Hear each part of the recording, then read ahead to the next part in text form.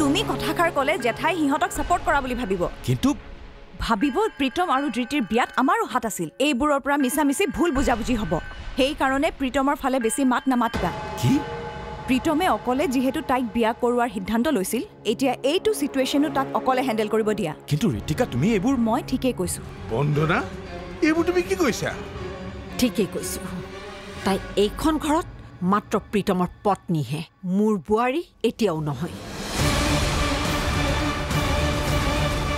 কোম্পানীত চাকৰি কৰাৰ বিপৰীতে তই চৰকাৰী চাকৰি কৰাটো আমি বিচাৰিছো কিন্তু মই প্ৰাইভেট জবে কৰিম so you have to support দেউতা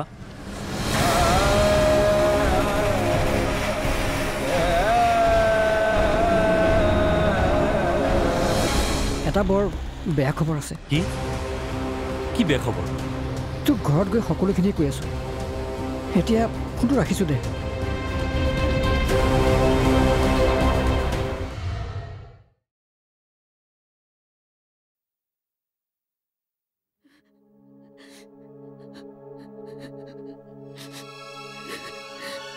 চম্পা তুমি কান্দিছা নাই কন্দা বৌ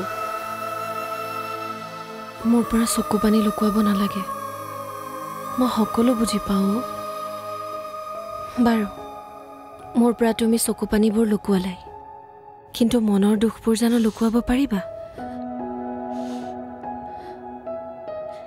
দুখবোৰ বোলে আনৰ লগত ভগালে মনবোৰ পাতল হয় গতিকে মোৰ লগত তুমি যেনেদৰে সুখৰ কথা পাতি হাঁহিব পাৰা দুখৰ কথা পাতি মোৰ লগত কান্দিবও পাৰা বৌ মই আজি বৰ দুখ পাইছো জেঠাই আজি মোক পৰৰ বুলি ক'লে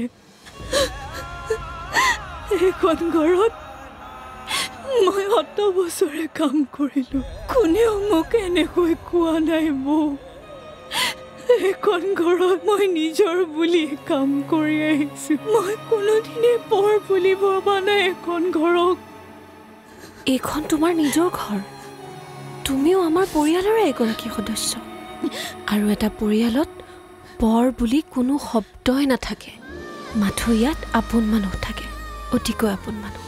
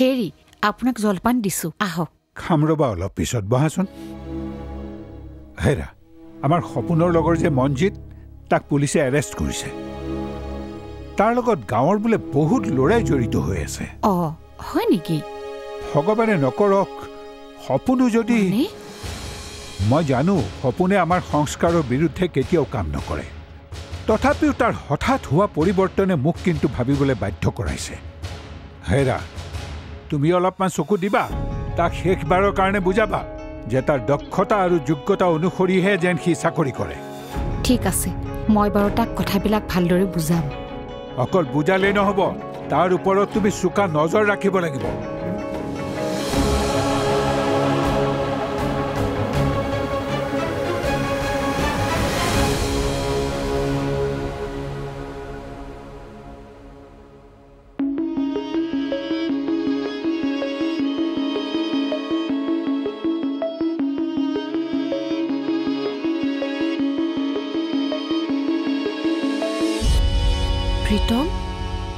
কিবা হৈছে নেকি তোমাৰ? মনটো মাৰি থকা যেন লাগিছে যে, নে তুমি হৈ যোৱা কথাবোৰে আকৌ ভাবি আছা? নাই, তেনেকুৱা একো কথা নাই। একো যদি কথাই নাই, তেতিয়াহ'লে মন মাৰি আছা কিয়? চোৱা প্ৰীতম, মই তোমাৰ এই ঘৰৰ সা সম্পত্তি এইবোৰ চাই কেতিয়াও তোমালৈ বিয়া হোৱা নাছিলোঁ। মাথো বিয়া হৈছিলোঁ তোমাৰ সেই সৃষ্টিশীল মনটোক চাই, যিয়ে আনৰ প্ৰতিভাক সন্মান দিব জানে, কাৰোবাৰ প্ৰেৰণাৰ উৎস হ'ব পাৰে। কিন্তু এতিয়া ক'ত তোমাৰ সেই সৃষ্টিশীল মনটো, শক্তিশালী কলমটো? দিদি, আগতে তোমাৰ মন বেয়া হ'লে তুমি তোমাৰ মনৰ কথাবোৰ শব্দৰে প্ৰকাশ কৰিছিলা, কিন্তু এতিয়া মানসিক অশান্তিয়ে মোক লগ নেৰা হৈছে। সেয়ে চাগে সেইবুলি তুমি তোমাৰ কলমটো নেৰিবা প্ৰীতম, নহ'লে মই নিজকে ক্ষমা কৰিব নোৱাৰিম। মোৰ এনেকুৱা লাগিব যেন মই তোমাৰ জীৱনলৈ অহা বাবে এইবোৰ আউল লাগি আছে। তেনেকৈ নক'বা দিদি। মোৰ মনটোক বুজি পোৱা আৰু মোৰ কামটোক শ্ৰদ্ধা কৰা তুমিয়েতো আছা। তেতিয়াহ'লে মোক কথা দিয়া যে তুমি তোমাৰ সৃষ্টিশীল মনটোক আকৌ জগাই তুলিবা, তুমি আকৌ লিখিবা।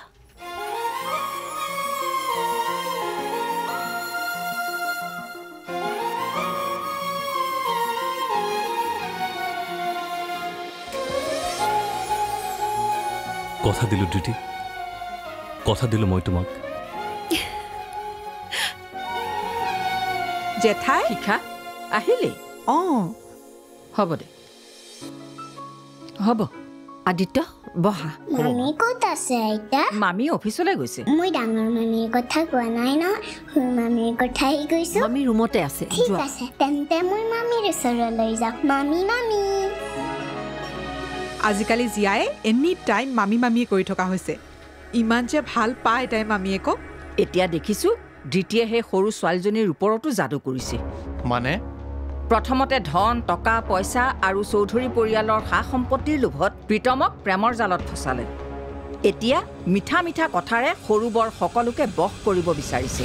জেঠাই আপুনি ভুল বুজিছে, ধৃতি তেনেকুৱা ছোৱালী নহয়। তোতকৈ জীৱনটো মই বেছি দেখিছোঁ শিখা, গতিকে মানুহৰ মুখ চালেই ভূত ভৱিষ্যত ক'ব পাৰোঁ মই। বাইদেউ হ'ব দিয়কচোন, বাদ দিয়ক এইবোৰ কথা। বাদ দিলে চব কথা ঠিক হৈ নাযায় বন্দনা। দেখা নাই জীয়াই কেনেকৈ মামী মামীকৈ গুচি গ'ল? তাই জীয়াক হাতৰ মুঠিলৈ আনিলে। ইয়াৰ পিছত ঘৰৰ সকলোকে হাতৰ মুঠিলৈ আনি সকলো সা সম্পত্তি নিজৰ কৰি ল'ব। মই মাজতে মাত দিয়াৰ বাবে বেয়া নাপাব, কিন্তু ধৃতিয়ে আমি কিবা এটা দিলেও নাৰাখে। তেনেস্থলত এইবোৰ তাইৰ চব অভিনয়। এইবোৰ কৰি কৰিয়েই প্ৰথমতে তাইৰ সকলোৰে বিশ্বাস জয় কৰিব আৰু তাৰ পাছত সুযোগ বুজি সকলো নিজৰ কৰি ল'ব। এনেকুৱা ছোৱালীবোৰ স্বভাৱগতভাৱেই এনেকুৱা। বাইদেউ মোৰ কথা কেনেকৈ আখৰে আখৰে ফলিয়াই চাই থাকিবা।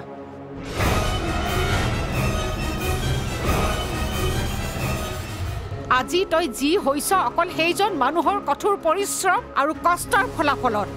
গতিকে সেইজন মানুহৰ বিৰুদ্ধে মই এটা শব্দও সহ্য নকৰোঁ, কেতিয়াও নকৰোঁ। তোমাক এইবোৰ কথা কয় কোনে? যোনে নকওক কিয়, কিন্তু মিছা কথাও নহয়, কিন্তু সঁচাও নহয়। এতিয়া মানে তুমিও মোৰ পৰা কথা লুকোৱা হলা? কথা লুকোৱা স্বভাৱ তোমাৰ থাকিব পাৰে, মোৰ নাই। কি? অঁ, কাৰণ উজ্জীৱনক মেডিকেল ৰিপৰ্টৰ বাবে পইচা মই দিয়া নাছিলোঁ, ধৃতিয়ে দিছিল, তাকো তাইৰ নিজৰ সাঁচতীয়া টকাৰে। অনুপুৱাৰ কাহিনী অনুৰাগিনী অনুপুৱাৰ কাহিনী অনুৰাগিনী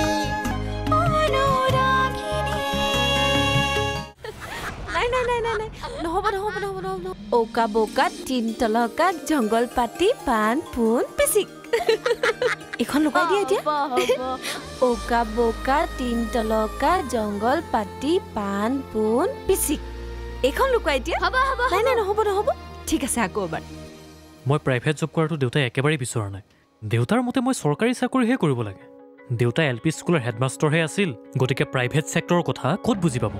এইবিলাক প্ৰমোশ্যন, ইনক্ৰিমেণ্ট, ফৰেইন ট্ৰিপ, এইবোৰৰ কথা যদি দেউতাই বুজিলে হয় তেনেহ'লে মোক অপ'জ নকৰিলে হয়।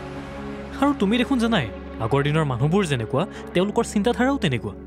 বাবা জাষ্ট এ মিনিট মই কল কৰি আছোঁ মা তই দেউতাৰ কথা কাৰ আগত তেনেকৈ কৈ আছিলি নাই মানে ঘৰৰ কথা বাহিৰত ক'বলৈ তই সাহস পালি কেনেকৈ মই মনে মনে থকা মানে এইটো নহয় যে তই যি মন যায় তাকেই কৰিবি আৰু যি মন যায় তাকেই কবি পাহৰি নাযাবি যিজন মানুহৰ বিষয়ে তই এইখিনি কথা কৈ আছিলি তেখেত তোৰ জন্মদাতা পিতৃ আৰু যিজন পিতৃৰ ঔৰসত তই কেৱল জন্ম লোৱাই নহয় যাৰ আঙুলিত ধৰি তই খোজ কাঢ়িবলৈ শিকিছ আৰু হাতত ধৰি তই আখৰ লিখিবলৈ শিকিছ আজি তই যি হৈছ অকল সেইজন মানুহৰ কঠোৰ পৰিশ্ৰম আৰু কষ্টৰ ফলাফলত গতিকে সেইজন মানুহৰ বিৰুদ্ধে মই এটা শব্দও সহ্য নকৰোঁ কেতিয়াও নকৰোঁ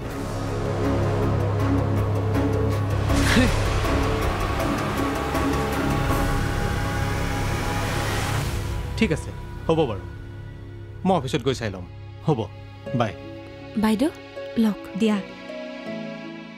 মা মই খাম বাৰু আদিত্যক দিয়াচোন আদিত্য লোৱা অঁ থেংক ইউ মা লওকচোন জেঠাই মই নাখাওঁ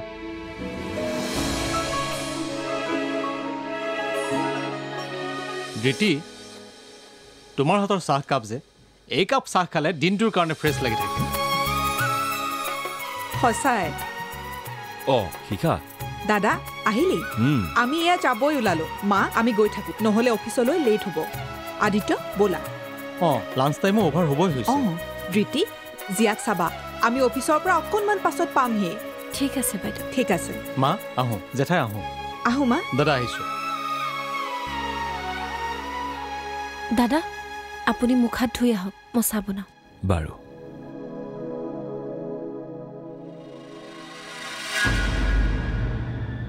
দেখিলা বন্দনা দ্বিতীয়ে কেনেকৈ মিছা আন্তৰিকতাৰে সকলোকে হাত কৰি ল'ব বিচাৰিছে সময় থাকোঁতেই এইজনীক লেকাম লগোৱা নহ'লে জোৰ পুৰি হাত পালে কিন্তু একো কৰিব নোৱাৰিবা কৈ থলোঁ মই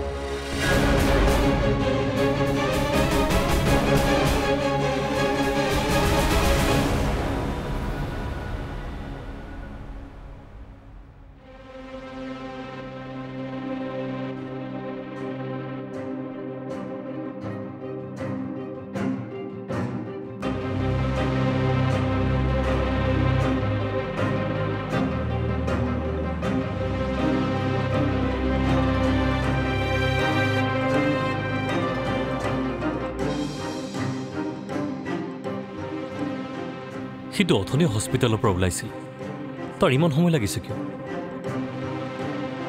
ৰাস্তাত কিবা সমস্যাত পৰা নাইতো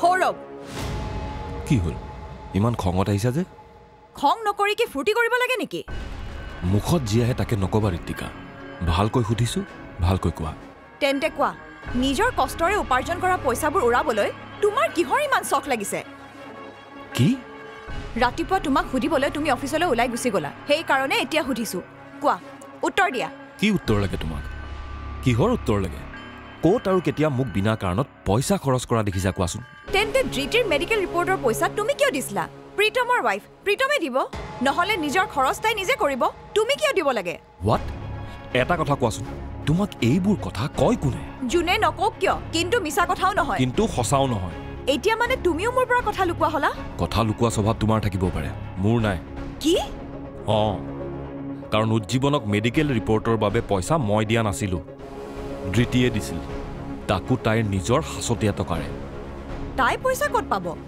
তাইৰ ইনকাম চ'ৰ্চনো কি নাই মোৰ বিশ্বাস হোৱা নাই বিশ্বাস কৰা নকৰা সেইটো তোমাৰ কথা কিন্তু সঁচা সদায় সঁচাই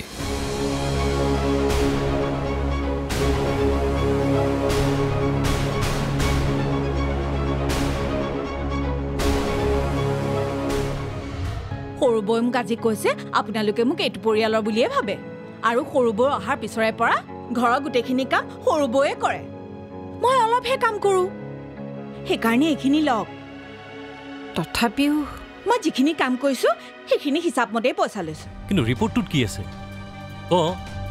নকওঁ কিয় ঐ এতিয়া ফোনটো ৰাখচোন মোৰ ইম্পৰ্টেণ্ট কল এটা আহিছে পোৱাৰ কাহিনী অনু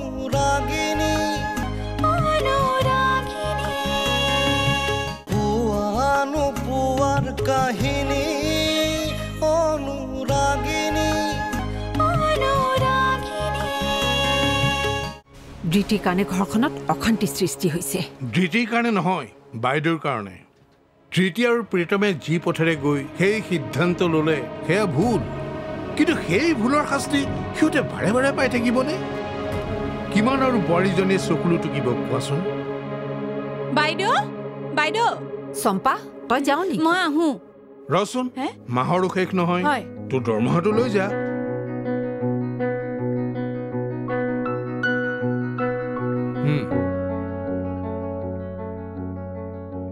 বাইদেউ এইখিনি লওক। কি হ'ল? তই আধা পইচা ঘূৰাই দিলি যে, তই আমাক কিবা বেয়া পাইছ নেকি? ভাল পাওঁ বাবে উভতাই দিছো। মানে সৰু বৈ মোক আজি কৈছে আপোনালোকে মোক এইটো পৰিয়ালৰ বুলিয়ে ভাবে, আৰু সৰু বৈ অহাৰ পিছৰে পৰা ঘৰৰ গোটেইখিনি কাম সৰু বৈয়ে কৰে, মই অলপহে কাম কৰোঁ, সেইকাৰণে এইখিনি লওক। তথাপিও মই যিখিনি কাম কৰিছোঁ সেইখিনি হিচাপ মতেই পইচা লৈছোঁ, এইখিনি আপুনি ৰাখক। মই এতিয়া আহোঁ, কাইলৈ সময়মতে আহি যাম। বাহ, এই আজি বৰ ডাঙৰ কথা কৈ গ'ল দেই।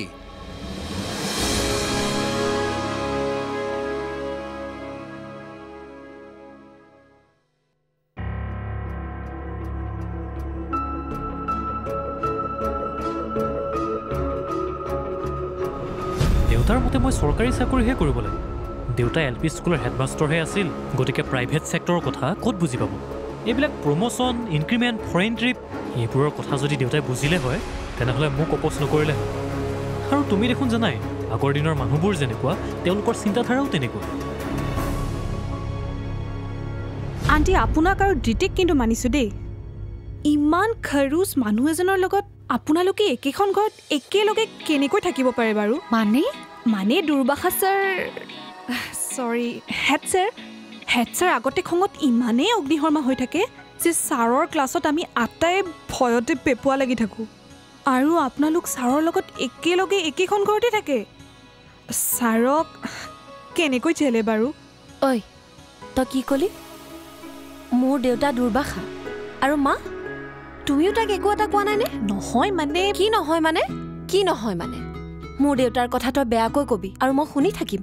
তোলৈ মই চাহ আনিছিলোঁ, মোৰ দেউতাৰ কথা বেয়াকৈ ক'লি যেতিয়া এতিয়া চাহো নাপাওঁ কেকো নাপাওঁ, যা ইয়াৰ পৰা। ধেত তেৰি, তেনেকৈ নকবিচোন, তাই ধেমালিহে কৰিছে। আকৌ ধেমালিয়ে কৰক বা সঁচাকৈ কৰক, মুঠতে মোৰ দেউতাৰ কথা বেয়াকৈ ক'লে মই একেবাৰে নুশুনো। আজিৰ পৰা তোৰ লগত মোৰ জীৱনভৰ কাটি কাটি কাটি কাটি জীৱনভৰ কাটি, যা ইয়াৰ পৰা। আগতে মাজনীয়ে দেউতাকৰ বিৰুদ্ধে কোৱাটো দূৰৰে কথা, এটা শব্দও বেয়াকৈ শুনা নাছিল, অথচ আজি বাবাই সেই দেউতাকৰে বিৰুদ্ধাচৰণ কৰিলে।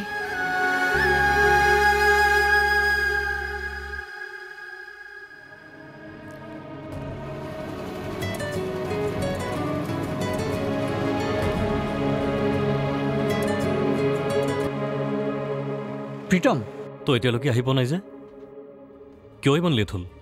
আজি হঠাৎ বিশেষ কাম এটাত আহিবলগীয়া হ'লো। কাইলৈ পৰহিলৈ গৈ তোক মোৰ ৰিপৰ্টটো দি থৈ আহিমগৈ। ৰিপৰ্টটো মোৰ হাততেই আছে।